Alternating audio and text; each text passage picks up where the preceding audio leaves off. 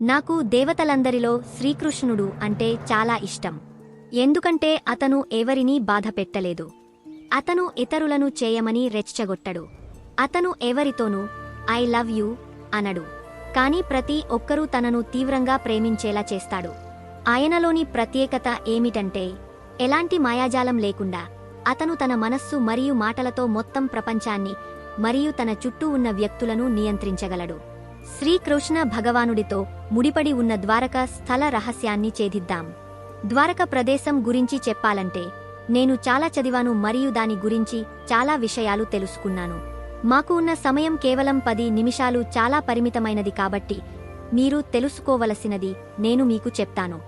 ద్వారక చరిత్రను మీరు విశ్వసిస్తారా లేదా అనేది రెండవ విషయం. అయితే ఇందులో కథ, పాత్రలు బాహుబలి కంటే గొప్పగా కనిపిస్తున్నాయి. అందరికీ నమస్కారం. ముందుగా ద్వారక గురించి మన పురాణాలలో ఏమి వ్రాయబడిందో నేను మీకు చెప్తాను. తరువాత మేము దానిని తార్కిక మరియు శాస్త్రీయ కారణాలతో వ్యవహరిస్తాము. సరిగ్గా 3500 సంవత్సరాల క్రితం శ్రీకృష్ణుడు తన మేనమామ అయిన కంసుడిని చంపి మధుర నగరాన్ని పాలించాడు. కంసుని మేనమామ జరాసంధుడు మగధ రాజ్యాన్ని పరిపాలించాడు. మగధ రాజ్యాన్ని ప్రస్తుతం బీహార్ అని పిలుస్తారు. దానికి మద్దతుగా కొన్ని ఆధారాలు ఉన్నాయి. తన మేనల్లుడిని చంపిన శ్రీకృష్ణుడిని ఓడించేందుకు జరాసంధుడు మధురపై దాడి చేశాడు. అదేవిధంగా అతను మధురపై 17 సార్లు దాడి చేశాడు మరియు ప్రతిసారీ ఓడిపోయాడు. అయితే ప్రతిసారీ యుద్ధంలో మధుర నగరం పెద్ద నష్టాన్ని ఎదుర్కొంటుంది. జరాసంధ 18వ సారి దాడి చేసినప్పుడు శ్రీకృష్ణుడు తన ప్రజలను ఇబ్బందులను ఎదుర్కొంటున్నారని భావించి మరొక సురక్షిత ప్రదేశానికి తరలించాలని నిర్ణయించుకున్నాడు. అప్పుడు శ్రీకృష్ణుడు విశ్వం యొక్క ప్రధాన ఆర్కిటెక్ట్ విశ్వకర్మను ఆహ్వానించాడు. ప్రపంచంలో ఎవ్వరికీ ప్రతిరూపం కాలేని గొప్ప నగరాన్ని నిర్మించడానికి విశ్వకర్మ సహాయం కోరాడు కృష్ణుడు. అయితే అలాంటి నగరాన్ని నిర్మించాలంటే మహాసముద్రాల ప్రభువు భూమిని ఇవ్వాలి అని విశ్వకర్మ సమాధానం చెప్పాడు. శ్రీకృష్ణుడు సముద్ర స్వామిని ప్రార్థించినప్పుడు అతను సముద్రం నుండి 12 యోజనాల భూమిని తిరిగి పొందాడు. 12 యోజనాలు అంటే 12 నిమిషాలు 1.6 కిమీతో గుణిస్తే అంటే దాదాపు 20 చదరపు కిలోమీటర్లు. వెంటనే విశ్వకర్మ బంగారం మరియు వజ్రాలతో చేసిన అద్భుతమైన గ్రౌహాలతో ఒక నగరాన్ని నిర్మించాడు. అందుకే ద్వారకను బంగారు నగరం అని పిలుస్తారు. వజ్రాలు పొదిగిన ప్రపంచంలోని ఒకే ఒక్క నగరం ద్వారక. ఆ నగరంలో 900 కోటలు, అధునాతన డ్రైనేజీ వ్యవస్థ, రోడ్లు, పార్కులు, అపార్ట్మెంట్లు ఉన్నాయి. ఇది ప్రస్తుతం ఉన్న అధునాతన నగరాల కంటే చాలా అధునాతన పద్ధతులను ఉపయోగించి నిర్మించబడింది. వెంటనే శ్రీకృష్ణుడు యాదవులతో కలిసి సముద్రం మధ్యలో నిర్మించిన ద్వారకకు వలస వెళ్లాడు. ద్వారక చేరుకోవడానికి సెయిలింగ్ బోట్లలో సముద్రం మీదుగా ప్రయాణించడం ఒక్కటే మార్గం. చివరగా జరాసంధుని కారణంగా యాదవులు కష్టాల నుండి బయటపడ్డారు. కాని దానితో కథ సుఖాంతం కాలేదు. కురుక్షేత్ర యుద్ధం ఇంకా ముగియని చివరి రోజుల్లో కౌరవులలోని 99 మంది సైనికులు దుర్యోధనుడు తప్ప ఓడిపోయారు. అప్పుడు శ్రీకృష్ణుడు కౌరవుల తల్లి అయిన గాంధారికి కొంచెం ఇవ్వడానికి వెళ్లాడు. అప్పుడు గాంధారి చెప్పింది, ఈ ఏమిటి? ఈ కురుక్షేత్ర యుద్ధం జరగకుండా ఆపాలని నువ్వు తలచుకుంటే ఒక్క క్షణంలో ఆగిపోయేవాడివి. అలా ఎందుకు చేయలేదని ఆమె ప్రశ్నించింది. అప్పుడు కృష్ణుడు, గాంధారమాత, మీ భర్త ధృతరాష్ట్రుని పూర్వజన్మలో హంస మరియు దాని 100 సైన్యట్ల విషయంలో ఘోర పాపం చేశాడు. అందుకు శాపగ్రస్తుడైన నీ భర్త అంధుడిగా మారాడని మరియు అతను జీవించి ఉన్నప్పుడు అతని 100 మంది పిల్లలు చనిపోవాలని అతని విధి నిర్ణయించబడింది. సరే, అతను చేసిన పాపానికి శిక్ష పడాలి. అప్పుడు ఆమె అడిగింది, నేను నా గత జన్మలో మరియు ప్రస్తుత జీవితంలో ఏ పాపం చేయనప్పటికీ ఇప్పుడు నన్ను ఎందుకు బాధ పెడుతున్నావు? కాబట్టి నేను పడిన బాధను మీరు కూడా అనుభవించాలి. నువ్వు బతికి ఉన్నప్పుడే నీ పిల్లలు నీ ముందు చనిపోవాలి. యాదవ కులానికి చెందిన మీ ప్రియమైన వారు మీతో పాటు అదృశ్యం కావాలి. గాంధారి అతని ద్వారకా నగరాన్ని నాశనం చేయమని శపించింది. అయితే ఆ శాపం నుండి బయటపడే శక్తి శ్రీకృష్ణుడికి ఉంది. కాని అతను దానిని అంగీకరించాడు. కురుక్షేత్ర యుద్ధం ముగిసిన తర్వాత సాల్వ అనే రాజు వైమానిక యుద్ధం కోసం ఒక విమానాన్ని కలిగే ఉండేవాడు మరియు ద్వారకపై దాడి చేసి యాదవులను చంపాడు. ఇంతకీ సాల్మా ఎవరు అని ఆలోచిస్తున్నారా? ఫ్లాష్ బ్యాక్లోకి వెళితే శిశుపాలుడు తన స్నేహితుడు సాల్వతో కలిసి రుక్మిణిని వివాహం చేసుకునే వేడుకకు రుక్మిణీ స్వయంవరం హాజరయ్యారు. కాని అదే రోజు ఎప్పుడు శ్రీకృష్ణుడు, శిశుపాలుడు, సాల్వుడు వెంట పారిపోతున్న రుక్మిణీదేవి ఆపడానికి ప్రయత్నించింది. ఇంతలో యాదవుల కుటుంబానికి చెందిన బలరాముడు యుద్ధం చేసి వారిద్దరినీ ఓడించాడు. సాల్వా యొక్క అహం దానికోసం గాయపడింది మరియు అవమానించబడింది. అప్పుడు యాదవ కులాన్ని మొత్తం నాశనం చేస్తానని ప్రమాణం చేశాడు. దీనికోసం అతను యాదవులను నాశనం చేయడానికి ఒక అధునాతన యంత్రాన్ని ఇవ్వడానికి శివుడి నుండి వరం కోసం ధ్యానం చేశాడు. శివుడు అమాయకుడు, సరి అయినదా? అప్పుడు అతనికి శోభ అనే ఎగరే యంత్రాన్ని బహుకరించారు. ఇప్పుడు కూడా అందులో ఉపయోగించిన సాంకేతికత మనకు అందుబాటులో లేదు. అనేక బాంబులు మరియు అధునాతన ఆయుధాలతో అతను ద్వారకలోని చాలా భాగాన్ని నాశనం చేశాడు. కోర్స్ మన శ్రీకృష్ణుడు వీరుడు కదా. కృష్ణుడు సాల్వంతో కలిసి ఆ యంత్రాన్ని నాశనం చేశాడు. అప్పుడు కూడా కథ సుఖాంతం కాలేదు. అప్పుడు గాంధారి ఇచ్చిన శాపం కార్యరూపం దాల్చింది. శ్రీకృష్ణుని పిల్లలు మరియు యాదవ కులానికి చెందిన పెద్దలు అధికారం కోసం పోరాడి ఒకరినొకరు చంపుకున్నారు. ద్వారక అంతా కలత చెందింది. నేను మరింత విధ్వంసం చూడలేను. నా మనుమలు మరియు మిగిలిన యాదవులు అందరూ ద్వారకను ఖాళీ చేసి వేరే ప్రాంతానికి వలసపోతారు. నేను ఈ లోకాన్ని విడిచిపెట్టిన తర్వాత ద్వారకను ఎవ్వరూ రక్షించలేరు అని అర్జునుడితో శ్రీకృష్ణుడు తన ఆయుధాలను, శక్తులను వదిలి అడవులకు వెళ్వాడు. అర్జునుడు ప్రజలను ద్వారక ఖాళీ చేయడానికి 7 రోజులు పట్టాడు. అర్జునుడు కృష్ణుడి మనవళ్లతో కలిసి హస్తినాపురం వైపు ప్రయాణం ప్రారంభించాడు.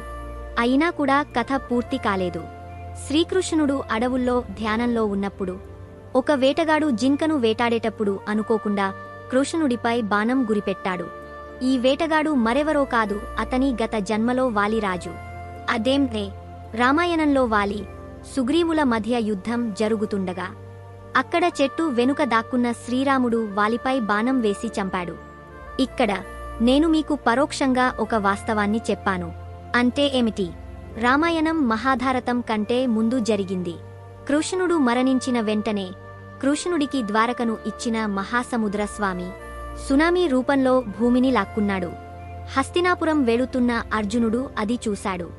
అప్పుడు అర్జునుడు ఇలా అన్నాడు: యథే ఫోర మహోత్పథ ద్వార్వత్యం యమకేతవ ముహూర్తం అపినాస్తేయం అత్రానో యదపుంగవ. అలా అన్నాడు.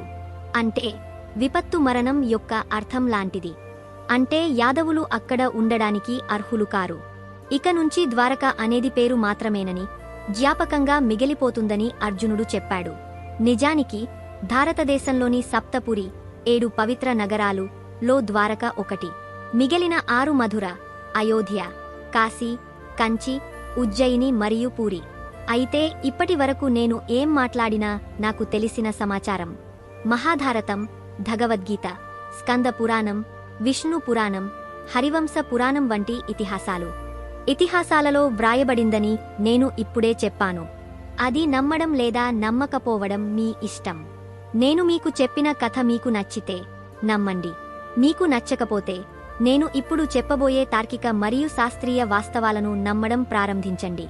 ద్వారక మాత్రమే కాదు, అట్లాంటిస్, సంభాల, 7 సిటీస్ ఆఫ్ గోల్డ్ వంటి ప్రపంచంలోని చాలా పురాణ నగరాలు అదృశ్యమయ్యాయి. భూమి కింద ఉన్న టెక్టోనిక్ ప్లేట్ కదలికల వల్ల ఇది జరిగే ఉండవచ్చు. నీటిమట్టం పెరగడం వల్లే నీట మునిగే ఉండొచ్చని శాస్త్రవేత్తలు నివేదిస్తున్నారు. భూమి యొక్క ఉష్ణోగ్రత పెరుగుదల కారణంగా ధ్రువ మంచును కరిగించడం ద్వారా 3500 సంవత్సరాల క్రితం మరియు ద్వారక మునిగిపోయిన తరువాత అది ఎక్కడ ఉందో ఎవరికీ తెలియదు. మే 2019 న దేశవ్యాప్తంగా కాలుష్యంపై పరిశోధనలు జరుగుతుండగా ప్రమాదవశాత్తు గుజరాత్ వద్ద సముద్ర తీరం నుంచి సముద్రం వైపు 20 కిలోమీటర్లు ప్రయాణిస్తూ అక్కడ 40 అడుగుల లోతులో, అక్కడ 9 కిలోమీటర్లు విస్తీర్యంలో రాతి నిర్మాణం కనిపించింది. అప్పుడు మన ఆర్కియాలజిస్ట్ డాక్టర్ ఎస్టార్ అధునాతన పరికరాలతో రావు తన ప్రజలకు దాని ఖర్చును పొందేందుకు సహాయం చేశాడు మరియు ఆ నిర్మాణం యొక్క చిత్రాలను స్కాన్ చేశారు. అప్పుడు అది Atlantis of the east, Dwarka అని వారికి సందేహం వచ్చింది. వారు 2003లో ఒక పత్రాన్ని ప్రచురించారు.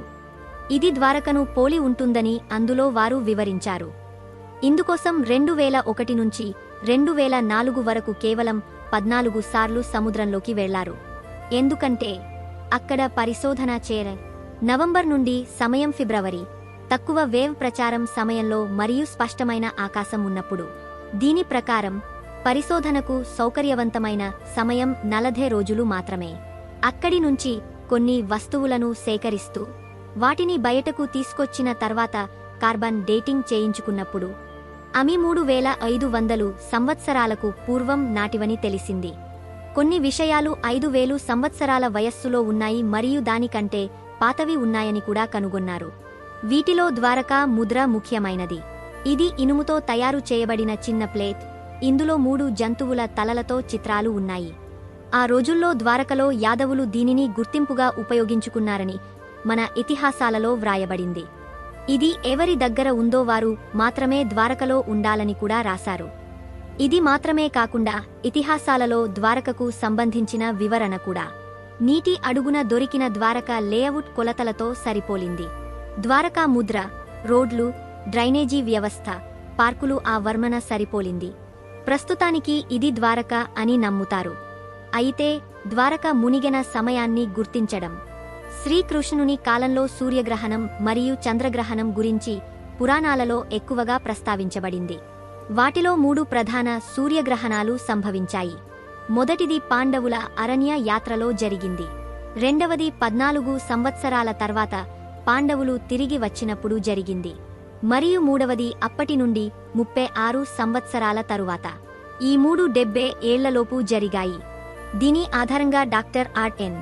అయ్యంగార్, అధునాతన ప్లానిటోరియం సాఫ్ట్వేర్ను ఉపయోగిస్తున్న శాస్త్రవేత్త, ఆ టైం గ్యాప్లో సూర్యగ్రహణం సంభవించిన సమయాన్ని లెక్కించడం సరిగ్గా ఈ ఫ్రీక్వెన్సీతో సరిపోలుతోంది.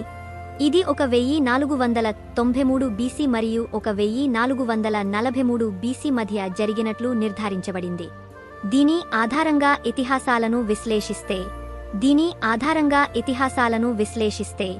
1443లో ద్వారక మునిగిపోయిందని నిర్ధారించారు. అంటే ద్వారక మునిగినప్పటి నుండి 2016 వరకు 3459 సంవత్సరాలు గడిచాయి. విదేశీ పురావస్తు శాస్త్రవేత్తలు 1700కి ముందు నాగరికత లేదని, భారతదేశం యొక్క చీకటి కాలం అని చెబుతున్నారు. అయితే నీట మునిగిన ప్రాంతం ద్వారక అని నిరూపించగలిగితే ఈజిప్షియన్లు, చైనీస్ వంటి ప్రపంచంలోని మరే ఇతర నాగరికత కంటే మన నాగరికత పురాతనమైనది. వీళ్లందరి నోళ్లు మూయించగలిగిన వాళ్ల కంటే ముందే భారత్ అభివృద్ధి చెందిందని చెప్పొచ్చు. నీట మునిగిన ప్రాంతం ద్వారక అని నిరూపించేందుకు డాక్టర్ ఎస్.ఆర్. రావు కేంద్ర ప్రభుత్వానికి ప్రతిపాదించారు. ఇందుకోసం 14 కోట్లు ఖర్చు చేయాల్సి ఉంది. కానీ మా ప్రభుత్వం అనుమతి ఇవ్వలేదు. అదే ప్రభుత్వం అమెరికా అధ్యక్షుడు మన భారతదేశాన్ని సందర్శిస్తే 1 రోజులో ఇంకా ఎక్కువ డబ్బు ఖర్చు చేస్తుంది. చివరి శ్వాస వరకు దీనికోసం పోరాడుతూ 2013 జనవరిలో డాక్టర్ రావు మరణించారు. కానీ మనకు తెలియని భారతీయ చరిత్ర చాలా ఉందని, మన ఇతిహాసాలు కల్పితాలు కాదని గుర్తు చేశారు. ఏది ఏమైనా mister Rao, you are great sir.